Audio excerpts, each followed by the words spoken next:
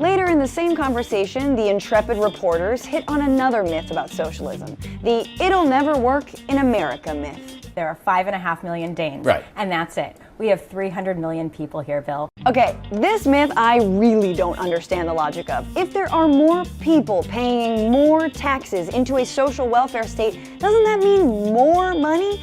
What, suddenly Americans don't know how to scale up?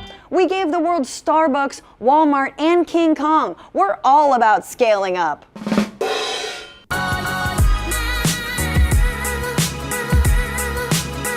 The reason why you don't understand it is because you don't understand the laws of supply and demand. Let me give you an example of your American healthcare system. The reason why your medical costs in the United States soared through the roof is because the US government had granted a monopoly in the hands of the AMA, and what essentially they did was they closed down an estimated 168 medical schools over the course of a century.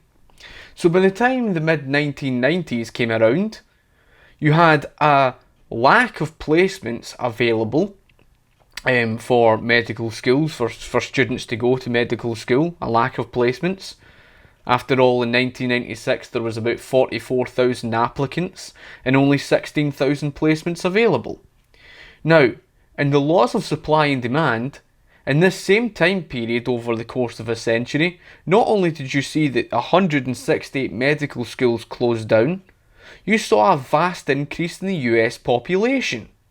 And if you don't understand what that means it means the higher your US population grows in quantity, the higher the demand grows, because there's going to be more people chasing medical care.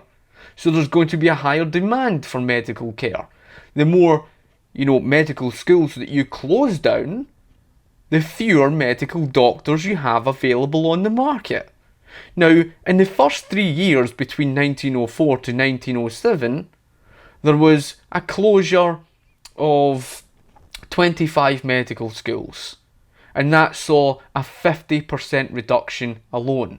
So if there's a 50% reduction of medical doctors in the first 3 years from just 25 medical schools, what do you think would have happened with the reduction of 168 medical schools in total? A vast reduction in medical doctors available on the market to provide for a population that boomed.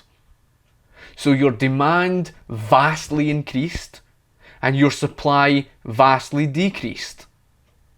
In the laws of supply and demand, the higher the demand is to the ratio of what's in supply, the higher the cost. That's what the high cost says. The high cost says, here's a shortage.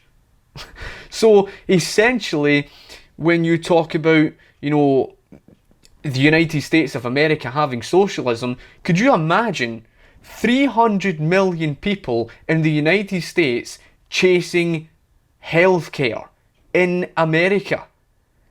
The costs would spiral so far out of control, you would be screwed. So the fault of America's healthcare and the costs has got nothing at all to do with capitalism. It's got nothing at all to do with the presence of a private sector. That was the fault of your US government. That was the fault of your US government that over-regulated the private sector in the first place, which forced the closure of smaller hospitals. Again, fewer hospitals, a giant monopoly in the giant hospitals. What were you expecting? And then a third-party payer system that meant it created a collusion with private pharmaceutical companies. How did that happen? Because again, your government intervened and created a third-party payer system where, because you're living in the absence of a free market, your consumers do not have the option to freely shop around for the cheaper cost. And in a free market, under capitalism, it means the consumer has a straight transaction between the consumer and provider. So it's a straight transaction. It's not some third-party payer system. It's not where, some third party in the background is the one determining the cost. You see, you've taken away competition through government intervention, through socialism. That's what took away the competition. That's what created the collusion with the private pharmaceutical companies. That's what created the third-party payer system. And the sad part is, you are currently sitting in the United States of America, I'm sitting in Scotland, I've never been to the United States of America, and I know more about your healthcare system than you do.